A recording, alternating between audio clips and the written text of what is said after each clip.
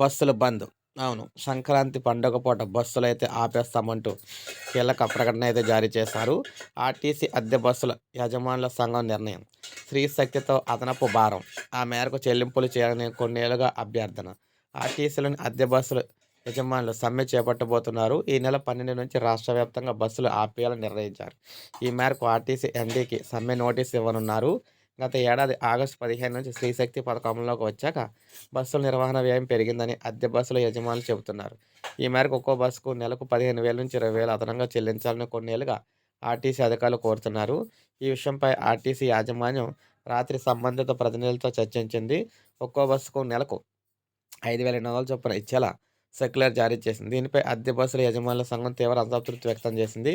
ఎంత చెబుతున్నారనే విషయాన్ని పెంచిన విషయాన్ని చెప్పకుండా సర్క్యులర్ జారీ చేశారని చెప్పేసి సంఘం నేతలు ఆరోపిస్తున్నారు. సమ్మెకు వెళ్లాలని నిర్ణయించుకున్నట్లు తెలిపారు. నిలిచిపోనున్న 2,419 బస్సులు. ఆర్టీసీలో 2,700 అద్దె బస్సులు ఉన్నాయి. వీటిలో శ్రీశక్తి పథకం అమలవుతున్న Palle Velugu, ultra Palle Velugu, express, city ordinary, metro express బస్సులు ఉన్నాయి.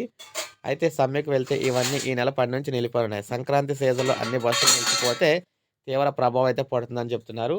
సో, మరి ప్రభుత్వం ఏం చేస్తుందో చూడాలి. బస్సులైతే 12వ తారీఖు నుంచి అయితే నిలిపేస్తున్నారన్నమాట. సో, ఇది అప్డేట్. ఒక లైక్ చేయండి, సబ్స్క్రైబ్ చేసుకోండి. మన ఛానల్ సబ్స్క్రైబ్